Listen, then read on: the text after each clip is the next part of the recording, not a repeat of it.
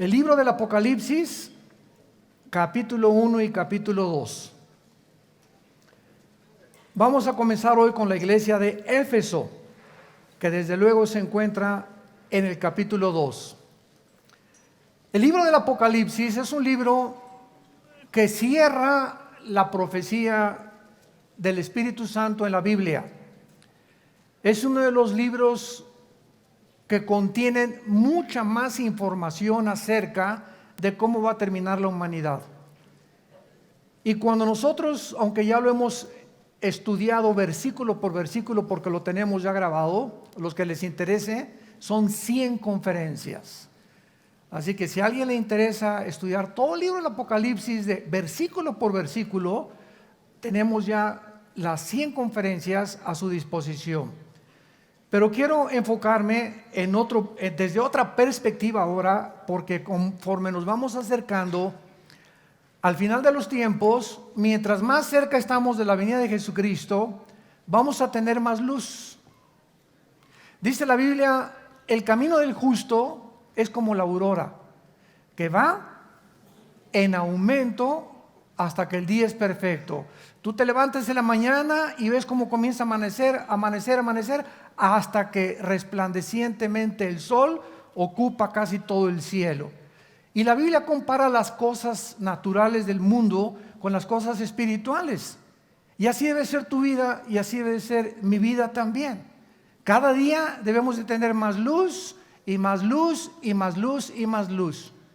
Nadie puede decir que conoce a Dios si no está siendo cambiado. Nadie puede decir que eres la misma persona del año que entra y decirme que conoces a Dios porque te haces un mentiroso o una mentirosa. Si realmente estás caminando con Dios, no eres el mismo de hace 3 semanas, de hace 6 meses. Si dices que eres cristiano y eres la misma persona que cuando te convertiste, no es verdad que seas cristiano. Porque el conocimiento de Dios nos cambia. Nos tiene que transformar. Y si no estamos siendo transformados y cambiados de gloria en gloria en gloria, y no estamos cada vez siendo mejores esposos, mejores esposas, mejores hijos, mejores ciudadanos, etcétera, etcétera, mejores cristianos, no estamos creciendo, estamos estancados completamente. Así que esta es una de las evidencias más grandes que tenemos cuando realmente decimos que vamos de gloria en gloria y viendo la aurora de Dios poco a poco. Mientras más nos acercamos a la segunda venida de Jesucristo, Dios, el Espíritu Santo, nos va a revelar más secretos de su palabra. Entonces yo puedo enseñar el Apocalipsis, lo enseñé hace como 15, 20 años, lo volví a enseñar hace como 7, 8 años, y cada año, cada 3 o 4 meses podríamos decir que enseñamos algo y seguimos creciendo en el conocimiento de Dios. Enseñamos cosas que creíamos que veíamos hace 6 meses y las comenzamos a ver ahorita. Yo recuerdo cuando el misionero que nos dio a Cristo, a mi hermano y a mí, nos dijo, lean el Evangelio de Juan, y así comenzamos con el Evangelio de Juan. Y me acuerdo que cada mes o cada 2 meses que leía Juan, siempre yo decía, es que esto no lo había visto y ahora lo veo. Y pasaron 4 o 5 meses y volví a leer el capítulo 1 y volví otra vez a descubrir, es que este versículo ya lo leí, pero ahorita como que le entiendo más todavía. Y así es la palabra de Dios. Es maravillosa la Biblia. Cada vez que recurrimos a ella descubrimos cosas que creíamos que habíamos visto o leído, pero no habíamos enfocado claramente el entendimiento ni la sabiduría de Dios detrás de todas las cosas que Dios nos enseña en su palabra. El libro del Apocalipsis fue escrito 90 años después del primer siglo, o durante los primeros 90 años del primer siglo, por el apóstol Juan, cuando él se encontraba exiliado en la isla de Patmos, que es una isla que se encuentra geográficamente junto a Grecia, junto al mar Egeo. Cuando vayan ustedes a visitar Grecia o Italia en algún viaje o a Israel, vayan ustedes a la isla de Éfeso y ahí está todavía la tumba donde se supone que murió Juan y donde recibió esta visión de Dios. Y este libro del Apocalipsis, en el versículo 19 del capítulo 1, vemos que el Espíritu Santo lo divide de tres maneras. El Apocalipsis está dividido de tres maneras. Y le dice Cristo a Juan: escribe las cosas que has visto, tiempo presente, que se encuentran en el capítulo 1. Escribe las cosas que son, o sea, las iglesias, capítulo 2 y capítulo 3, que es lo que vamos a comenzar a estudiar profundamente esta mañana.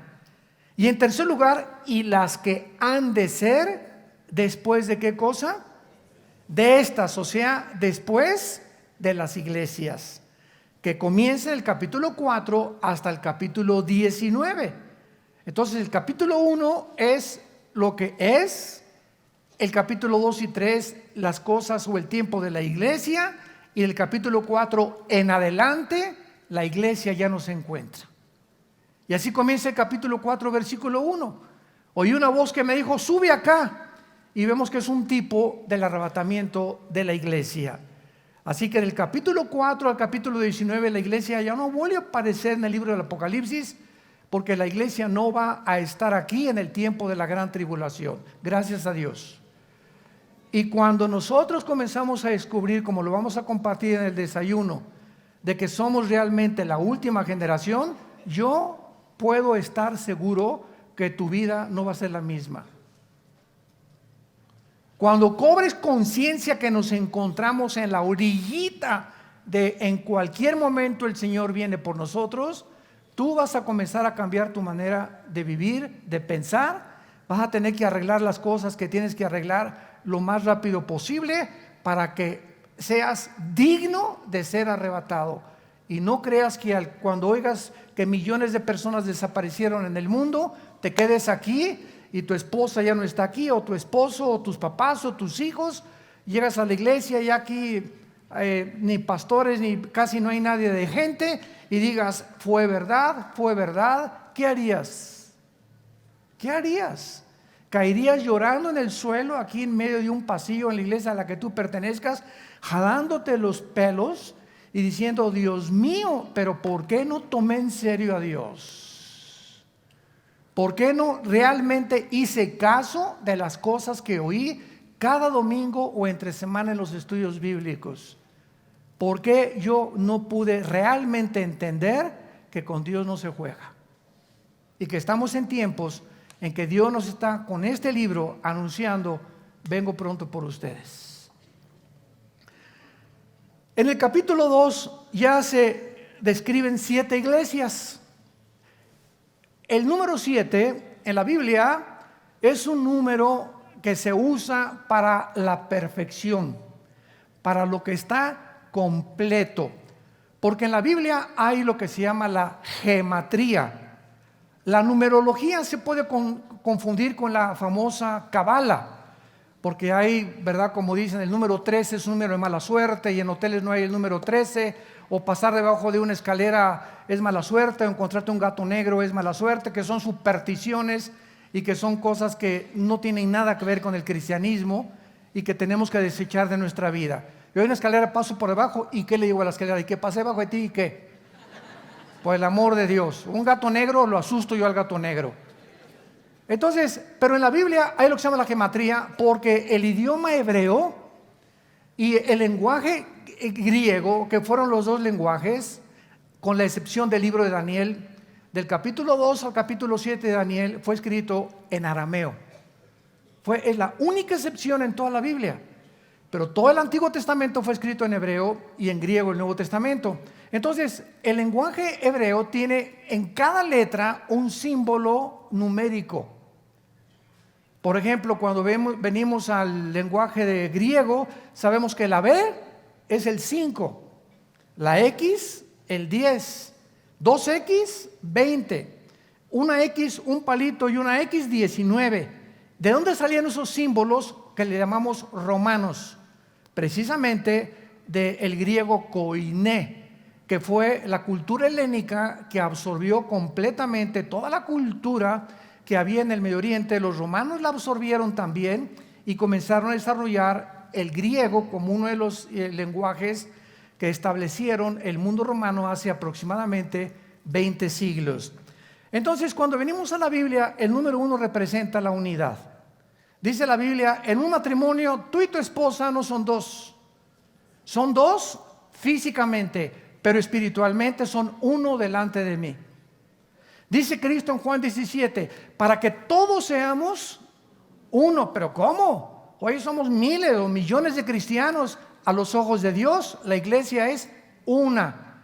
Visiblemente somos muchas, pero una es la iglesia universal. Entonces hay la iglesia universal invisible, que es la verdadera, y la iglesia visible, que es la que está en todas las iglesias del mundo entero, mezclada con cazacuatas, coralillos, cascabeles, lobos, alacranes. La iglesia visible, donde tú y yo estamos ahorita en esta mañana, estamos mezclados aquí. No todos los que estamos aquí somos cristianos, ni todos los que estamos aquí en esta mañana y en cualquier iglesia del mundo no es una iglesia pura. Siempre la iglesia visible crecerá mezclada con la cizaña.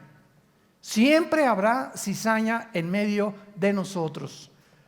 Pero la iglesia universal, la que es una delante de Dios, fue la que fue bautizada con el Espíritu Santo en el cuerpo de Cristo, al cual pertenecemos cuando nos identificamos con Él y le recibimos como Señor y como Salvador. El número 2 en la Biblia representa el testimonio. Cristo mandaba de 2 en 2 a sus discípulos a testificar. Y esto era para protegerse. Por ejemplo, hace muchos años había un gran predicador, David Wilkerson, que se acaba de matar hace un año más o menos, ahí en Texas precisamente.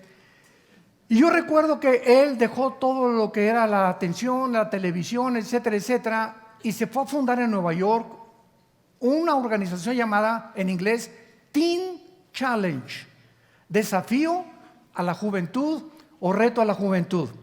Él se hizo famoso porque él sacó de Nueva York, del Bronx de Nueva York, a un muchacho llamado, que comenzó era el jefe de los Mau Mau, y era uno de los muchachos más drogadictos y de los peores que había, y entonces sacó un libro que se llamó El filo de la navaja.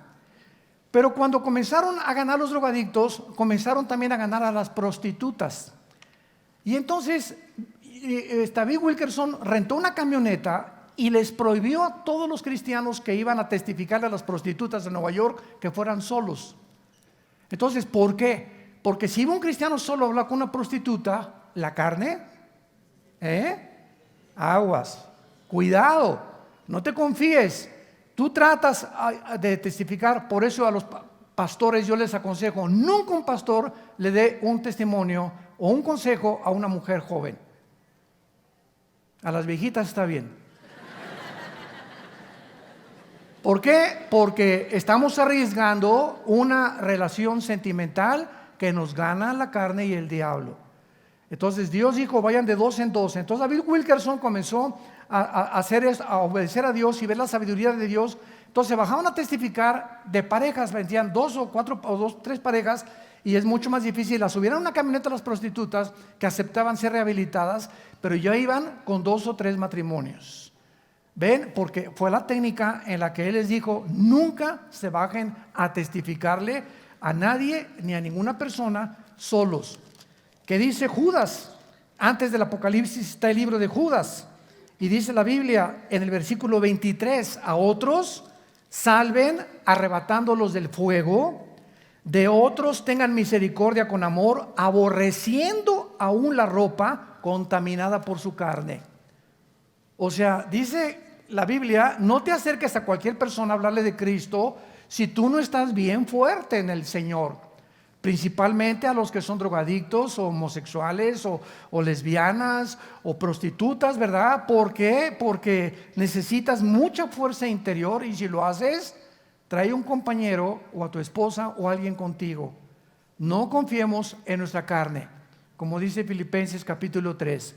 El número 3 en la Biblia significa la Trinidad: el Padre, el Hijo y el Espíritu Santo. Por eso Apocalipsis termina Satanás tratando de imitar la Trinidad. Acuérdense que en Isaías 14, del 12 al 14, Satanás dijo: quiero ser como Dios, alcanzar el trono de Dios. ¿Y cuál es el número de Satanás? El 6, 6, 6, 3, la Trinidad. Y el 6, ¿a quién le pertenece? Al ser humano, porque en el sexto día fuimos creados. Entonces, cuando la Biblia dice que el número del anticristo va a ser el 666, vemos el número del hombre elevado a Dios. ¿Me están siguiendo? El hombre elevado a Dios, que fue la mentira que le dijo Satanás a Eva: serás como Dios, serán como dioses. El número 5 es el número de la gracia. Es el número de la gracia, el número 5. El número 6 es el número del hombre, el número 7 es el número perfecto. Ahora vean esto con cuidado. El número 6 en la Biblia es el número del ser humano. Y el ser humano con Cristo, ¿a dónde subimos? ¿A dónde? Camino a la perfección, para estar completos. Un ser humano sin Cristo es un ser humano imperfecto. Es un ser humano que no conoce las cosas de Dios, no está consciente del mundo espiritual. Lo único que ve del mundo es sexo, placeres, dinero, poder, popularidad. Es lo único que llena su mente, y se muere a los 50, 60, 70 años de edad. Nunca conoció la luz. Nunca supo qué era la razón por la cual él había nacido. Nunca va a poder realmente. Nació en tinieblas, vivió en tinieblas y morirá en tinieblas. Entonces, qué interesante que aquí en Apocalipsis encontramos en el capítulo 1 que dice la Biblia, hablando de los candeleros, versículo 13 del capítulo 1: vi en medio de los 7 candeleros 7 candeleros. Apocalipsis 1:13. A uno semejante al Hijo del Hombre. Cuando Juan se aparece de repente enfrente de Jesús, Jesús se encuentra detrás de 7 candeleros. 1, 2, 3, 4, 5, 6, 7 candeleros. Y Jesús en medio de los 7 candeleros. Y dice en el versículo 20 el misterio de estos candeleros. Nosotros usamos el símbolo del candelero, o se llama el menorá en el hebreo, para nuestra organización. Vía No para el Mundo tiene como símbolo, ¿qué cosa? Un menorá. Y si tú no sabías por qué, ahorita lo vas a saber.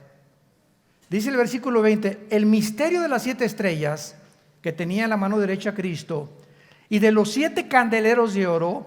Las 7 estrellas son los ángeles de las 7 iglesias, y los 7 candeleros que has visto, ¿qué cosa representan? La iglesia. Un candelero, ¿cuántas ramitas tiene? 7. ¿Cuál es el número del hombre? 7. Ok, pongan atención. El candelero tiene 7 ramitas, ¿ok? 3 a la izquierda y 3 a la derecha. ¿Y el del medio? Es Jesús. Es la iglesia con Jesús lo que nos lleva a la madurez. Para que no nos equivoquemos en los símbolos que aparecen, como las cabezas y los cuernos, etcétera, etcétera, que nos lo interpreta el libro de Daniel. Entonces, en la Biblia es como una tela donde todos los tejidos y los hilos se encuentran unos con otros y se forman unos con otros, como un telar impresionante tejido por Dios, donde tenemos que encontrar, aquí hay un hilo suelto, tenemos que encontrar a cuál pertenecía para poder unirlo y no amarrarlo con otro hilo y hacer una herejía. Y es el problema de los cristianos nuevos, o que quieren aspirar a un liderazgo espiritual y no tienen el conocimiento suficiente o los años suficientes en el estudio de la Biblia para atreverse a dirigir una iglesia o a tratar de enseñar la teología de los símbolos o de los libros proféticos de Dios. Muy bien, y así seguimos. El número 12 es el número del gobierno. Por eso fueron 12 discípulos, 12 tribus de Israel. Entonces todo tiene la Biblia un significado. Y vamos pues a comenzar con la iglesia de Éfeso. La iglesia de Éfeso la fundó el apóstol Pablo en Hechos capítulo 20. Es la iglesia donde él pasó 3 años con ellos. Y recuerden ustedes que ahí en Hechos 20, cuando se va a la playa Pablo, van todos los cristianos detrás de él llorando. Oye Pablo, ¿cómo nos vas a dejar aquí? Y entonces Pablo les da los últimos consejos a esta iglesia y les dice: cuando yo me vaya van a entrar a la iglesia lobos, no conejitos ni venaditos. Van a entrar lobos a la iglesia. Sí, abran los oídos. Por lo tanto, les dice a los líderes: a ustedes los responsabilizo de todas estas ovejas para que cuiden la sana doctrina. Y los encomiendo, dice Pablo, la única forma en la que los cristianos pueden protegerse de las falsas doctrinas, los encomiendo a la palabra de la gracia, la cual es poderosa para darles herencia con todos los santificados. Entonces, la única forma de protegernos en el tiempo que estamos ahorita viviendo de el cúmulo de herejías que están en el internet, en YouTube. Cada semana a nosotros me hablan y me dicen: oye Armando, apareció un nuevo sitio con tu nombre pidiendo dinero. Virgen de la Macarena. Por lo menos 2, 3 veces al mes que hay un Facebook, y no nos cansamos de decirles: por favor, cuando vengan al Facebook, vean la página oficial que tenemos. Pero no se imaginan la cantidad de piratería que existe. Esta es una semana, encontramos un Facebook que están pidiendo en mi nombre dinero, imagínense nada más. Y ahí van los cristianos y mandan sus ofrendas y se las estás mandando, ¿verdad? Ya sabes a quién, a los hijos de Moloco. Bueno, entonces esto es importante como tener como una base para poder comenzar a entender la iglesia de Éfeso. La iglesia de Éfeso se fue Pablo y después quedó Timoteo al frente de esta iglesia de Éfeso. Así que cuando Juan escribe esta carta, tenía 90 años de edad ya el apóstol Juan. Ya había habido 3 pastores, también estuvo Apolos y Aquila, mucho tiempo en Éfeso. Ya había habido pastores, Pablo, Timoteo, habían tenido muy buenos pastores para que fuera una iglesia ardiente en el Señor. Pero vamos a descubrir en esta iglesia, que es la primera que nos describe el Espíritu Santo, verdades profundísimas que nos hablan de cómo es realmente el servicio a Dios. Porque de las 7 iglesias que se mencionan en el capítulo 2 y 3 de Apocalipsis, 5 son llamadas a que se arrepientan. 5 iglesias de las 7, Dios les dice: arrepiéntanse. La pregunta es: ¿por qué? ¿Cómo que arrepiéntanse? ¿Qué tan mal estaban? Es un símbolo profético que el Espíritu Santo nos muestra, como dijo Jesucristo: cuando venga el Hijo del Hombre, ¿hallará fe? ¿Cómo es la condición de la iglesia cuando venga Jesucristo? Exactamente como lo vamos a ver en la última iglesia, que es la de Laodicea, que es la iglesia mundana, herética y llena de barbaridades. Escribe el ángel en la iglesia de Éfeso, capítulo 2 de Apocalipsis, versículo 1. El que tiene las 7 estrellas en su diestra, el que anda en medio de los 7 candeleros, dice esto. Vamos a comenzar rápidamente. Cuando hablamos que la carta se les manda a ángeles, no son a ángeles espirituales. Porque ¿cómo lo sabemos que este ángel no es un ángel, sino es un líder de la iglesia? Vamos a ver algunos pasajes. Por ejemplo, rápidamente, Mateo capítulo 1, versículo 10. Y veamos que la palabra angelos en el griego se usa continuamente en la Biblia del Nuevo Testamento para describir a los mensajeros humanos de Dios. Mateo dice aquí en la Biblia 11, versículo 10, claramente la palabra que se menciona aquí es la palabra angelos en el griego. Porque este es de quien está escrito: he aquí yo envío aquí no se tradujo ángel, es la palabra angelos en el griego, mi mensajero, que está hablando de Juan el Bautista. Vean otro ejemplo en Lucas capítulo 7, versículo 24 y 27. Cuando se fueron los angelos, y no se tradujo ángeles, se tradujo mensajeros, porque literalmente la palabra ángel significa eso, mensajero. Cuando se fueron los mensajeros de Juan, comenzó a decir Juan a la gente, etcétera, etcétera. Y el versículo 27, este es de quien está escrito, he aquí yo envío mi mensajero delante de su faz.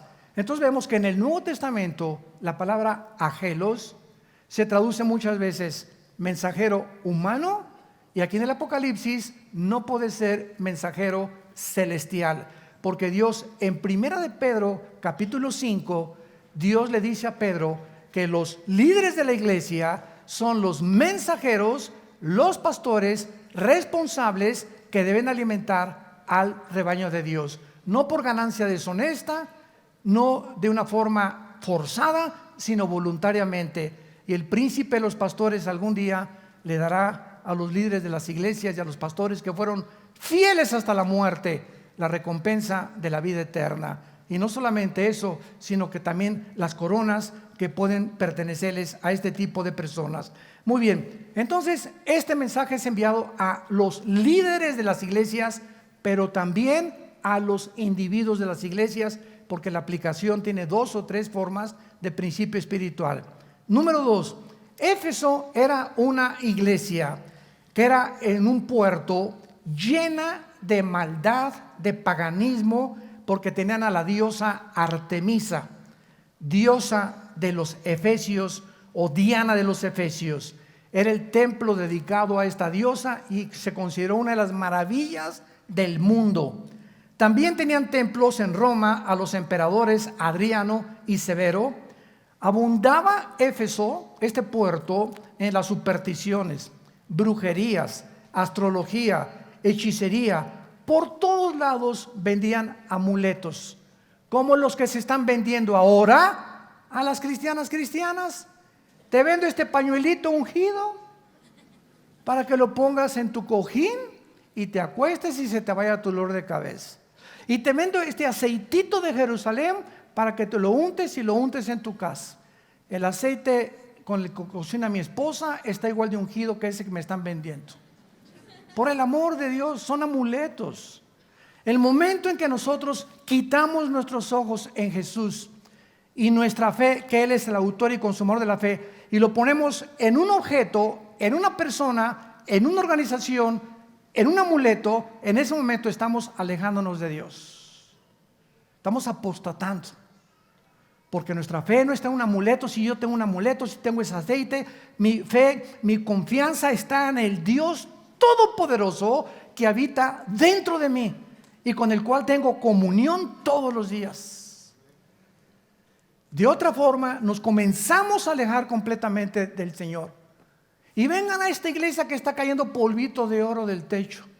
Dios mío santo, Jesús, María y José y el burrito que los acompaña. Y de repente pues se descubrió que uno de los ahí pusieron los ventiladores. ¿Cómo se llama esa brillantina? ¿Cómo se llama alambrina? ¿Cómo se llama? Diamantina. Hágame el favor nada más. Como yo le dije una vez a un hermano, mira que el polvito que cayó en la iglesia, con cualquier joyero llévaselo cabeza de... Que él te diga si es diamantina o si es oro, por el amor de Dios. Es que el hermano le soldó con una cosa de oro Dios y le tapó la muela de oro. ¿Y por qué no le puso una nueva? Dios no trabaja así. Dios trabaja completo en todo lo que Él hace. Entonces estamos en un tiempo, hermanos, en el que de veras, como les dije al principio, tenemos que ya levantar los ojos y tomar en serio a Dios y tomar en cuenta su palabra. Entonces, esta iglesia estaba edificada en un puerto, como lo acabamos de ver, donde a Pablo lo apedrearon. Vayan ustedes a Hechos capítulo 20, porque comenzó a perjudicar el negocio de la venta de amuletos. Y casi lo matan a pedradas, si no es que lo rescatan de Éfeso. Ahora, muy bien, observamos varias cosas en el versículo 1. Dice Jesucristo y se identifica como el que tiene las estrellas en su diestra. Los líderes de las iglesias no son colocados por institutos bíblicos, ni por seminarios teológicos. Los líderes de las iglesias son llamados y son escogidos por Dios. Yo no estoy diciendo que no te prepares porque un seminario teológico no se debe preparar e instituto bíblico. Y es lo mismo que meterme a estudiar ingeniería, pero yo no tengo la vocación para ser ingeniero, ni el talento para ser arquitecto. No se me da el dibujo. No te metas de arquitecto si no se te da el dibujo. Porque un arquitecto tiene que saber dibujar y tiene que gustar el dibujo y tiene que tener el talento para dibujar. Otro hijo ama la música y tiene un oído impresionante para la música y ya toca la guitarra, ese muchacho está llamado para la música, que algún día puede entrar a un conservatorio y poder seguir esa carrera, el talento que Dios nos ha dado. Entonces, si yo tengo la capacidad para el dibujo y puedo ser arquitecto, pero él me dice, es que de doctor vas a ganar más. Y entonces mis talentos que Dios natural me dio, los dejo por el dinero o por el consejo de personas que no saben lo que tiene Dios en mi llamado. Por eso los padres nunca nos atrevamos a forzar a nuestros hijos. Tú tienes que ser doctor como yo soy doctor. Tú tienes que ser chofer como yo soy chofer. Y escoge la carrera de arquitectura o de abogado porque yo también soy abogado. Espérame tantito, no todos somos iguales. Veamos en 1 Corintios capítulo 12 esta verdad en la cual es muy fácil equivocarse con nuestros propios hijos, forzarlos a que estudien algo a lo cual Dios no los ha llamado. Qué grave error. Dice 1 Corintios 12, versículo 8. Porque a vamos a ponerle a Pancho, le es dada por el Espíritu palabra de sabiduría. A otro, a Carlos, palabra de conocimiento de ciencia según el mismo Espíritu. A otro, vamos a ponerle Bernabé, le fue dado por el mismo Espíritu. A otro, a Cipriano, dones de sanidades. Lo que el Espíritu Santo nos está tratando de decir es que todas las cosas que cada uno tiene son diferentes. Versículo 10, a otro hacer milagros, profecía, a otro discernimiento de espíritus, a otro diverso género de lenguas, a otro interpretación de lenguas. Versículo 11, pero todas estas cosas, ¿qué cosas? La repartición de los dones, la repartición de los talentos, las hace uno y el mismo Espíritu, repartiendo en particular, traducción a la mexicana, como a él le da la gana. Tú no escoges hablar en lenguas. No te atrevas a ponerle a alguien la mano, porque en el libro de los Hechos pasó que es un libro narrativo que narra la transición entre el judaísmo y el cristianismo, que tenía que haber estas señales, porque en el Nuevo Testamento se explica qué pasó en el libro de los Hechos. Voy a ponerte las manos. ¿Sabes una cosa? Si Dios no me dio lenguas, aunque hable y trate de hacer lo que lo quieras, no es para mí ese don. Dios te lo dio a ti, guárdalo para ti. No trates de imponer a otros lo que Dios te dio a ti, porque todos somos diferentes delante de Dios. No tratemos de caer en esa trampa tan grande en el cristianismo. Yo hace 25, 30 años me acuerdo cuando llegaba a iglesias, pásenle aquí los que quieran hablar en lenguas. Oye, espérame tantito, si no eres el Espíritu Santo, hágame el favor nada más. O pásenle aquí a recibir el bautismo del Espíritu Santo. Oye, si hay alguien que pasa y no ha sido bautizado con el Espíritu Santo, no es cristiano. No hay entre los cristianos los que son cristianos, pero no tienen el bautismo del Espíritu Santo, porque si les falta el bautismo del Espíritu Santo es la iniciación y el paso principal para pertenecer al cuerpo de Jesucristo. 1 Corintios 12, 13. Y a todos se nos dio a beber del mismo Espíritu y todos fuimos bautizados por el mismo Espíritu.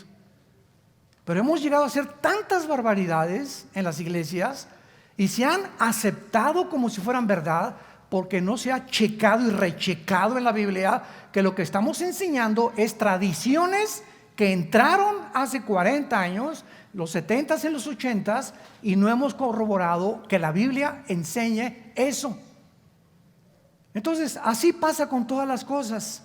Regresamos a Apocalipsis, y cuando Jesús dice que Él tiene las estrellas en su diestra, el hecho que tú hayas entrado a estudiar para ser pastor o seminario teológico no significa realmente que tú hayas sido llamado al pastorado. Ahora bien, y lo voy a decir con mucha sinceridad, no tengo por qué mentirles a ustedes. Nosotros en Vida Nueva hemos tenido 3 o 4 pastores que los hemos involucrado en el llamado al pastorado y no habían sido llamados. Y los que no son llamados, tarde o temprano se salen. Muchos son llamados, pero pocos escogidos. Entonces hay muchos llamados. No, yo quiero ser esto, yo quiero ser doctor y ya que me doy cuenta que no, pues no sirvo para doctor. Quise estudiar para contaduría, pero me doy cuenta que mis talentos no son, y pues voy a tener que dejar 2 años de universidad para meterme a lo que realmente me gusta a mí, y perdiste 2 años. Así es en el mundo espiritual. Se dan cuenta, a los 2, 3 años, no es que no tengo el llamado de pastor, no, pero entré por lo que tú hayas sido. Nosotros somos hombres y nos equivocamos, y muchas veces llamamos a alguien que no ha sido real. Ahora, desde luego que cada vez subimos más y más y más las vallas de protección, ¿verdad? Mientras más pasa el tiempo, más requisitos exigimos para eso, pero de algo estamos seguros, que una persona que no ha sido llamada y nosotros nos equivocamos, Dios tarde o temprano lo saca del ministerio, por lo que sea. Pero no puede durar. Los que son llamados por Dios permanecen con el Señor en el ministerio. Y esto es algo que tenemos que aprender. Jesús tiene a los líderes en la mano. ¿Qué significa esto? Que Jesús ve y conoce a los que han sido llamados y los va a sostener porque estamos en su mano. Y si Él te puso donde tú estás, no hay ningún poder del infierno ni de demonios que te pueda quitar. Nunca tengas celos de nadie. Nunca te sientas con envidia de nadie. Porque cuando Dios te llama a ser un músico, a ser un predicador, a hacer esto y el otro, siempre Él te va a sostener porque Él te llamó. Y llega el momento en que todos nosotros tenemos que recordar a Juan el Bautista. Juan el Bautista comenzó a ser la estrella, los reflectores en él, y miles se juntaban a su alrededor, y de repente sale Jesús. Y Juan el Bautista se da cuenta que él simplemente había sido llamado para preparar el camino de Jesús. Y Juan el Bautista dijo estas palabras: es necesario que él crezca y yo mengue. Llega el momento en que tú eres Miss Tlanepantla. Tienes 25 años y vas a ser los 35, 40, y tu belleza, y va a llegar otra más bonita que tú. O ya te está pisando alguien detrás, un artista, un cantante. Siempre habrá alguien mejor que nosotros. Y nuestro llamado no dura siempre para ser las estrellas. Y así pasa con predicadores, con artistas, con cantantes. Siempre hay alguien detrás que viene mucho mejor que nosotros. Y nosotros los pastores, les he dicho a muchos congresos que hemos sido invitados a los pastores, hay pastores que tienen 15 años ellos y no le prestan el púlpito a nadie. No entrenan a nadie por el celo o la envidia que les van a quitar y van a ser más famosos que ellos. Y nosotros tenemos ya 40 años de ministerio. Por eso son las cosas. Me ven ustedes pocas veces aquí en el norte. Si yo sigo cada domingo aquí en el norte, hacen un ídolo de mi persona. Se los digo con todo mi corazón. Y ya no dejo de venir y ya no viene la gente. Y ahora tenemos infinidad de pastores y lo estamos empujando a los jóvenes. ¿Para qué? Yo ya no soy necesario. Yo vengo de vez en cuando. Soy pastor de mis pastores ahora, pero hay muchos mejores predicadores ahorita que nosotros mismos. Y tenemos que dejarles el lugar a ellos, porque vienen con más fuerza, con más energía, con más poder, con más visión muchas veces que nosotros mismos, que ya tenemos mucho tiempo en el ministerio. Aunque la sabiduría se las podemos impartir a ellos desde luego. Pero nunca nos sentemos como yo soy aquel.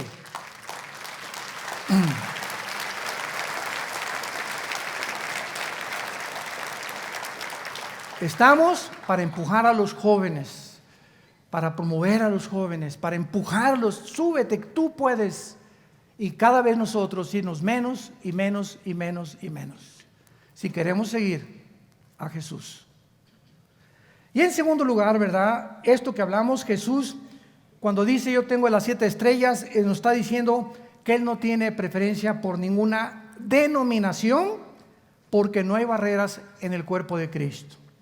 En el cristianismo hay nazarenos, presbiterianos, bautistas, pentecostales, carismáticos, Cuando nos preguntan, ¿y ustedes qué denominación son en Vida Nueva? No tenemos ninguna denominación, somos una organización cristiana evangélica. Porque la palabra evangélica se adoptó desde 1940-45 en Suiza, cuando se hizo la votación para determinar quiénes eran los cristianos evangélicos, a diferencia de los mormones, a diferencia de los testigos de Jehová, a diferencia de los adventistas, que ya no forman parte del cristianismo, sino de grupos sectarios.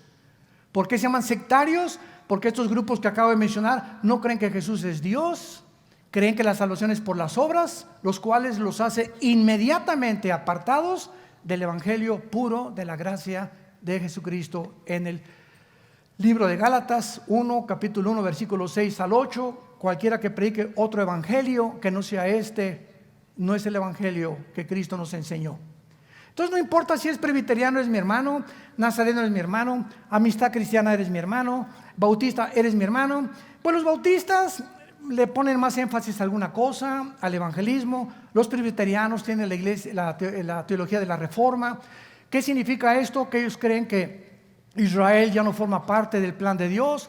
Los dispensacionalistas, dispensacionalismo al cual nosotros pertenecemos, es la teología que enseña que Israel, Dios no ha acabado con ellos, que viene otra vez en la tribulación a terminar el plan con ellos, y la semana 70 de Daniel.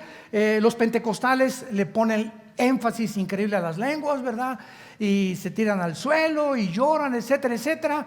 Cada quien en la forma en la que se expresan en la alabanza. Otros gritan, otros se jalan los pelos, otros comienzan a temblar así como alambres eléctricos. Hay muchas formas de expresarnos de unas cosas, pero lo que no hay que olvidar es que todos ellos son nuestros hermanos. Nunca hablar ni creernos nosotros superiores a nadie, porque no lo somos. Estamos en Cristo.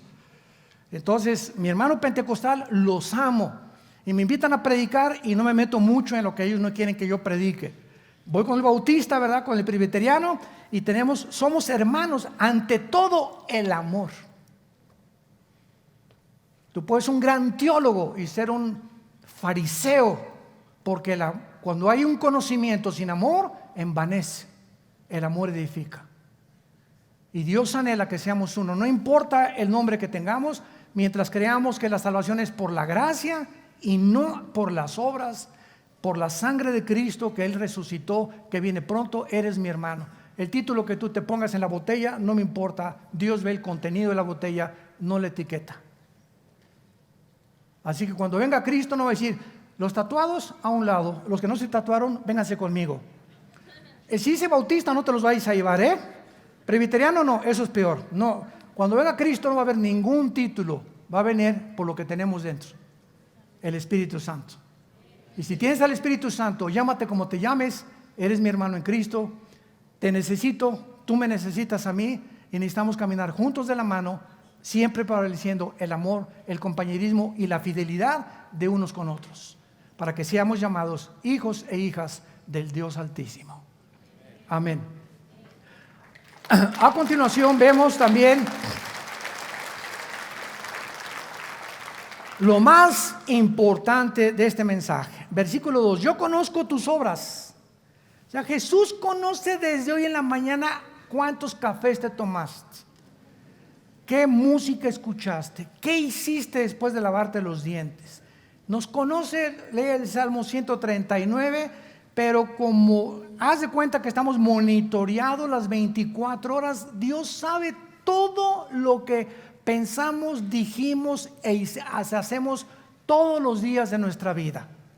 Yo conozco tus obras, y se los dice a todas las iglesias, y tu arduo trabajo y paciencia, y que no puedes soportar a los malos, y has probado a los que se dicen ser apóstoles y no lo son, y los has hallado mentirosos, y has sufrido y has tenido paciencia y has trabajado arduamente por amor de mi nombre y no has desmayado. Vean todas las cosas buenas ante nuestros ojos que Dios y Cristo reconoce. Nada de estas cosas son malas. Pero de repente Jesús les dice: todas estas cosas que hiciste son muy buenas y las reconozco. Pero ¿sabes una cosa? Las echaste a perder porque perdiste tu comunión conmigo. Tengo contra ti que has perdido tu primer amor. En otras palabras, podemos hacer todas estas cosas que acaba de mencionar Jesucristo sin que realmente tengamos una comunión con Él. Esto es increíble. ¿De qué forma tan increíble es la carne consagrada? Si vemos a los gurús allá en el Himalaya y a todos los que se rapan el pelo, nos ganan porque se aislaron, nunca van a la discoteca, nunca ven la serie de Luis Miguel en Netflix, ni del Chapo tampoco, no toman alcohol, no toman café. Si se trata de realmente jamás haber hecho nada, no tienen la oportunidad de ver a ninguna mujer tampoco, porque allá están en un convento encerrados, nos ganan a nosotros. Los mormones ni café toman, nos ganan también, ni café toman. Los que se encierran en los conventos, ahí están guardados, no van a discoteca, no van a ningún lado, nos ganan a todos los cristianos. Porque si se trata de ver, cuando venga Jesús, qué obras hicimos, ellos están completamente arriba de nosotros. Sin embargo, ¿cuál es la diferencia? La diferencia está en que tú puedes hacer todas estas cosas, encerrarte en un convento, irte a los Himalayas, hacer buenas obras ya siendo cristiano en la energía de la carne y no en la energía del Espíritu. Todo esto lo hiciste como fruto tuyo porque tú lo puedes hacer. Vuelvo a repetir, es increíble la religiosidad que ya traemos nosotros en la naturaleza humana. Sin que el Espíritu Santo tenga nada que ver, puedo repartir folletos, puedo repartir volantes, puedo barrer la iglesia, puedo decir que soy celoso de Cristo y puedo tener celo de la doctrina, etcétera, etcétera, en el poder de mi carne. Increíble. Y con la visión de rayos X que tiene Jesucristo, les dice, todas estas cosas ustedes las hicieron porque han comido del árbol de la ciencia del bien y del mal. ¿Se acuerdan de Génesis capítulo 2? Eva y Adán, vamos entendiendo cada vez la Biblia, no coman de ese árbol. Es el árbol del mal, ¿verdad? Óyeme bien, Adán. Ese árbol es del bien. ¿Del bien? ¿Sí? Tof es la palabra hebrea. Ra, la palabra para mal, R-A, Ra. Tof y Ra, el bien y el mal, están en un fruto.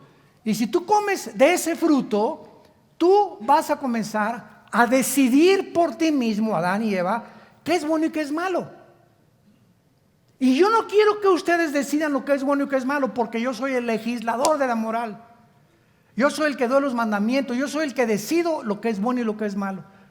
No a los ojos de ustedes, ni de la psiquiatría, ni de la arqueología, ni de la antropología, ni de la psicología, ni de nadie. Ningún ser humano puede decir para qué sirve el sexo más que Dios. ¿Cuándo debe ser usado el sexo más que Dios? ¿Qué es el matrimonio más que Dios? ¿Qué es la familia más que Dios?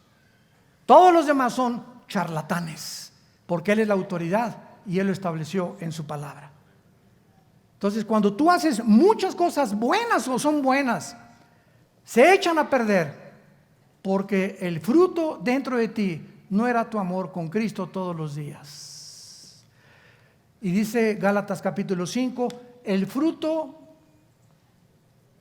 ¿qué dice a continuación? ¿De quién es el fruto? No es de nosotros. El fruto que producimos, amor, gozo, paz, paciencia, tiene que ser el resultado de mi comunión diaria, abrazado a la vid, chupando lo que Dios me da a través de su palabra. Y ya que todas las mañanas tengo mi devocional con Cristo y mi relación con Cristo, y entiendo que eso es el cristianismo, mi comunión diaria con Él, lo que yo haga será el fruto de mi comunión en la mañana con Él. Pero si dejo de tener comunión con Jesús 1 o 2 semanas y hago muchas cosas buenas, se echan a perder porque no son del Espíritu. ¿Me van siguiendo? Tenemos que aprender a diferenciar. Dios ve los motivos. ¿Cuántos pastores vienen a quererse pastores con motivos equivocados? ¿Por un sueldo? Porque no les fue bien en su profesión, etcétera, etcétera. ¿Cuántas personas hacen lo que hacen por motivos equivocados? ¿Cuántos políticos gobernantes hacen lo que hacen por motivos equivocados y no para servir al pueblo? En todas las áreas de la vida, Dios ve los motivos. ¿Por qué haces lo que estás haciendo? ¿Qué es lo que te impulsa? ¿Qué es lo que te mueve a hacer lo que estás haciendo? Si no es tu relación con Cristo, hoy en la mañana, lo que tú estás haciendo durante todo el día se va a echar a perder. Es el fruto del bien y del mal. Es bueno lo que estás haciendo, pero el mal lo echa a perder porque no es del árbol de la vida. ¿Sí me entienden? Le pido a Dios que me entienda. Es importantísima esta lección de la iglesia de Éfeso. Y Jesús los acusa, ¿verdad? Todas tus buenas obras, ¿verdad? Tienes que entenderlo. Y finalmente les dice: Jesucristo, en el versículo 3, has sufrido, has tenido arduamente por amor a mi nombre. Yo amo a Jesucristo. Yo conozco a cristianos que van a otro ejemplo, a un congreso de alabanza, y el congreso de alabanza está hasta arriba, y caen los jóvenes y lloran, y es normal, y es natural, y los toca, y sí, Jesús por aquí, por allá, y te tocó, y el predicador que oí este domingo me hizo llorar. Todo lo que tú quieras y digas, y el lunes, y el martes, el miércoles, ya ni te acuerdas. Todo sucedió en un momento de emocionalismo. Pero si los otros días que siguen después de eso no mantienes todo lo que hiciste, eso que te caíste en ese congreso y que lloraste, no te será tomado en cuenta. Se echó a perder porque no mostraste la misma solicitud hasta el fin para plena certeza de la esperanza. Hebreos capítulo 6. Entonces hay cristianos que van de congreso, y en el congreso, y otro congreso, y otro congreso, y 4 o 5 congresos al año, y los toca el Señor, y se caen al suelo, y se revuelcan, y giran en el suelo, etcétera, etcétera. Emocionalismo, lo que tú quieras, y puedo decir que es natural, que es normal. Sí sintieron, pero venga el otro día, y el martes y el miércoles, y no entienden que no dura. Moisés: no recojan el maná, no lo guarden, porque se les echa a perder. ¿Por qué, Señor? Quiero enseñarles a que dependan de mí todos los días. Ahí está en el Éxodo la lección. Caía el maná, y los que lo guardaban, no por lo que el congreso, lo que habló el predicador, lo voy a guardar a mí. No es cierto. Cuando pasan los días se te echa a perder, se te echa a perder, se echa a perder. ¿Por qué? Porque Dios quiere que todos los días, el martes y el miércoles y el jueves y el viernes y todas las semanas después del congreso, mantengas ese ardor pegado a la Biblia y a la comunión con Jesucristo.